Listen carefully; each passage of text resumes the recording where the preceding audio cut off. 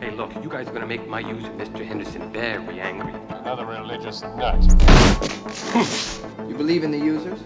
If I don't have a user, then who wrote me? Those of you who continue to profess a belief in the users will result in your eventual elimination.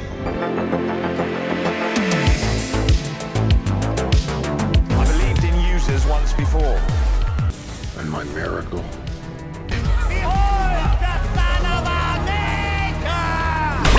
Hello everyone, my name is Holden Hardman. I am the Pop Culture Christian. I take a look at pop culture through a Christian perspective and find God everywhere, even in the most unlikely places. A few months back, I rewatched Tron and Tron Legacy with my wife over on the other channel, and I really wanted to come over here and talk about some of the theological or philosophical implications of them. If we were programmed by a user, how would we even know? Could we understand the user using only the information found inside of the computer? That is to say, how would a sentient program process or understand a user? Why do we insist that the more we understand the computer itself, that it somehow negates the existence of the computer engineer? There's a lot to talk about, so let's get into it.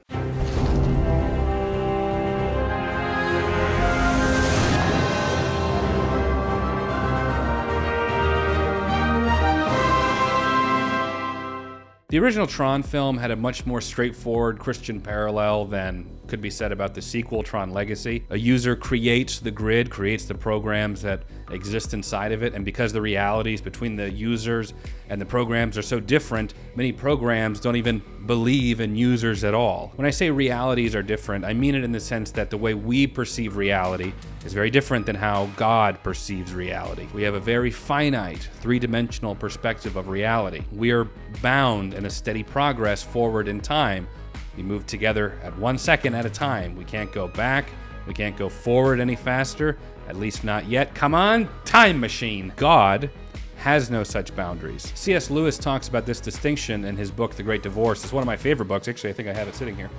I do. It was on my bookshelf over there. Fantastic read. If you haven't, give it a read. The premise of the book is that you are with a protagonist character that's with a bunch of other characters on a bus that travels through hell and through heaven. The way that the main character perceives heaven is that everything is much more solid, it's much sturdier, it's much weightier than our reality. It's all heavy and hard like diamonds. The main character can't even pluck a flower or pick up a leaf. Grass is sharp and hard and you can't even step on it without hurting your feet. All this contrasts with the people who came from Earth, and in comparison to the reality of heaven, they're the ones that are actually ghostly. They thought our world was the more real world, full of substance, and heaven was this less substantial spiritual world. They learned that they had it backwards, that heaven is really the land of substance, and earth is the land of shadow. Heaven is reality itself. To fit into heaven, they must not become less solid, but more solid. They must move from being phantoms to having weight and substance. If they are not changed, heaven will have no appeal to them. Everything is tougher, more rigid. They can't live there, and neither would they even want to. In the world of Tron, the users are actually real, or at least more real than the programs. But the programs can't fathom reality outside of their operating system. So most reject the very concept that there's something more real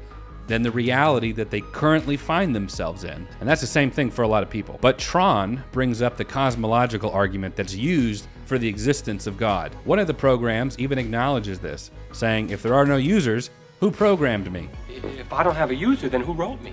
God had no cause because he had no beginning. He is outside of space, matter, and time. The universe, on the other hand, did have a beginning. Therefore, it must have a cause. According to mainstream science, time itself did not even begin until the beginning of the Big Bang. A lot of atheists are realizing this problem and are now trying to say that maybe the universe actually didn't have a beginning. Maybe it's just always been there. This is, of course, contradictory to our understanding of the Big Bang. But if they don't have this, then they can't use the classic argument of, well, we can't explain where the universe came from, but you have the same problem. You can't explain where God comes from. It's an informal fallacy because these are not the same. The universe had a beginning, therefore it had a cause.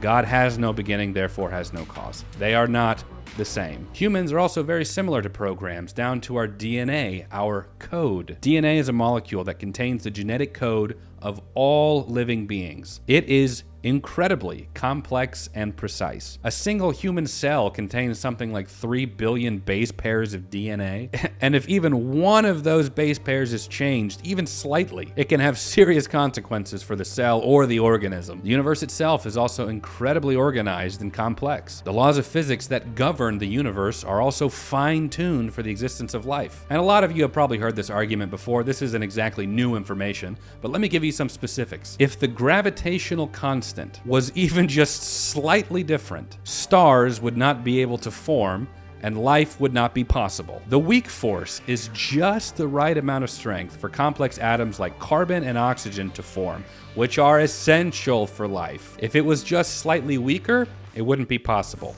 If it was just slightly stronger, it would be unstable and wouldn't form. The cosmological constant is just right. Any slower, and the universe would collapse back in on itself. Any faster, and stars and galaxies wouldn't be able to form. There's dozens of other examples, but there's enough evidence to be within reason that God could possibly exist. Like the simplest form of life that we know, the very simplest, is a bacteria with 525 genes. There is no simpler known life than that. That is still insanely complex. This is the simplest. 525 genes. So the Christian just asks the question, is it reasonable that given the complexity of the universe, the literal code found in human DNA with precise instructions and the fine-tuning of the universe that contradicts entropy, the Big Bang explosion created order, that there could possibly be a higher being or a higher reality that we are unaware of? And let's be clear, the atheists, much to their protest, have belief too. They cannot prove scientifically how life began. They cannot replicate the origin of life, even the simplest form of life, in a laboratory. Even under ideal conditions, they control the environment, and yet they believe life happened according to the prevailing theory, without proof. They are both theories based on the evidence of the physical and perceivable world, just with different conclusions. But the atheist diminishes the other theory, despite there being reasonable evidence for the possibility, and calls it science.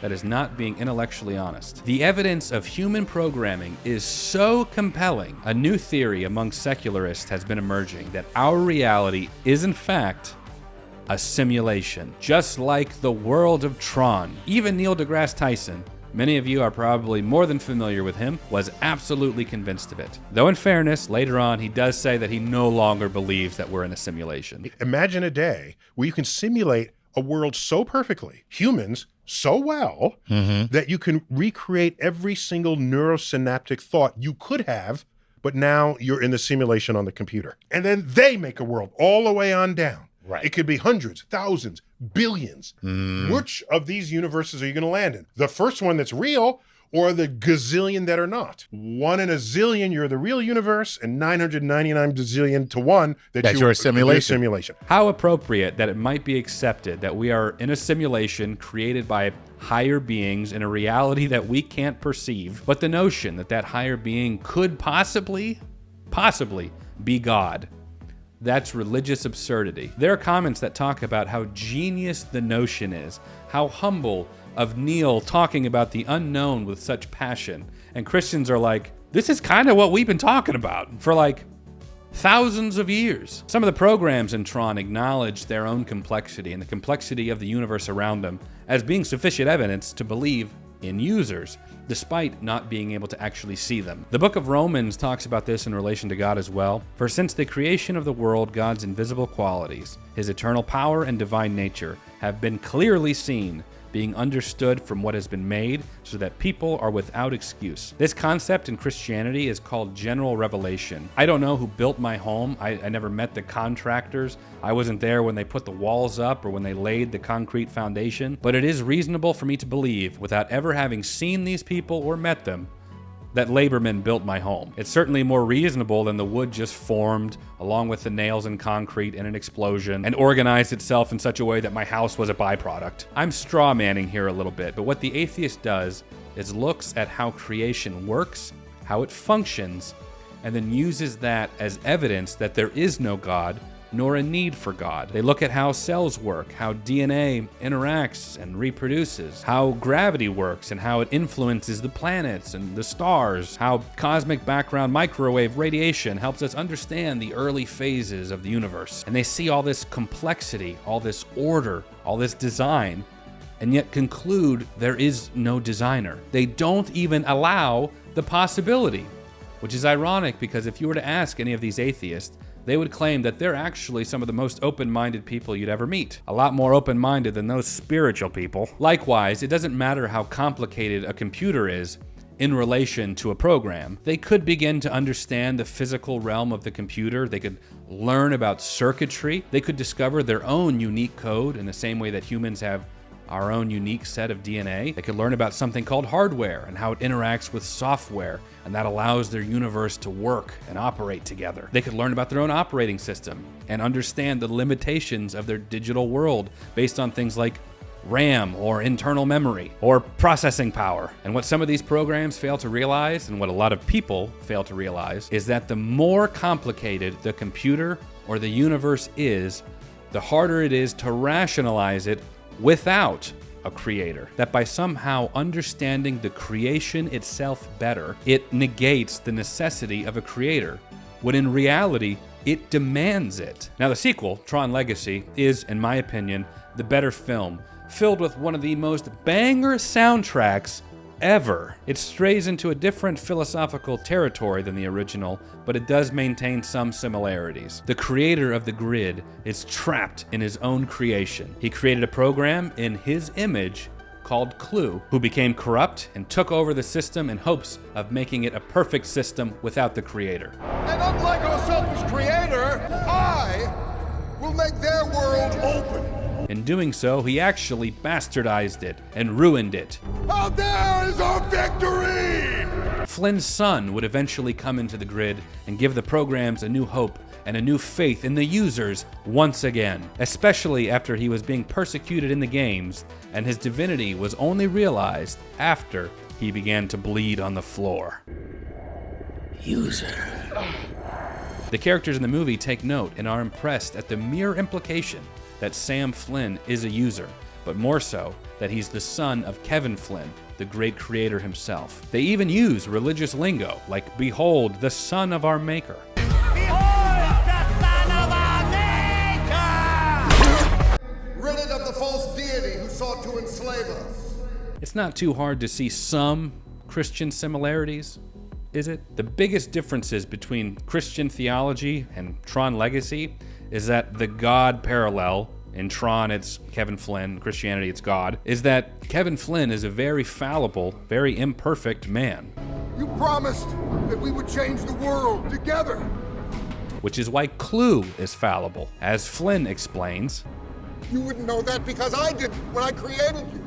by comparison, God is perfect. There's also the ISOs, which are these self-created programs that Clue views as a threat to his future perfect system, whereas Kevin Flynn viewed them as the next stage in evolution. Science, philosophy, every idea man has ever had about the universe up for grabs.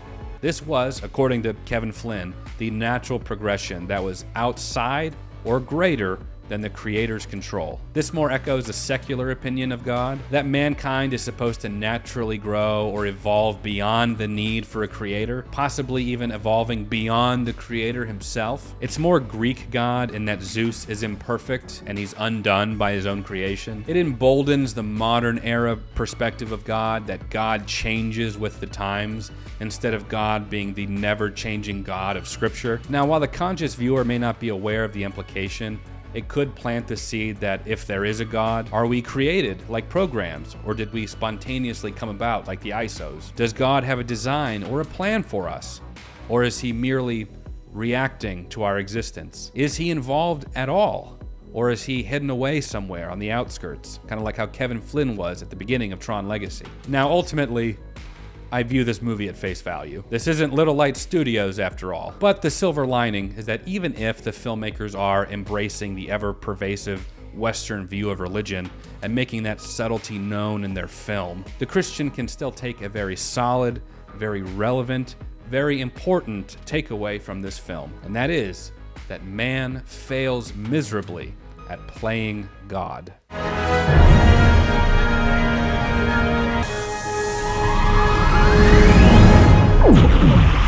That's it for this time. Let me know what you guys think down in the comments below. I'll give those a look. For now, that is it. I appreciate you watching. I'll catch you all in the next video. Take care.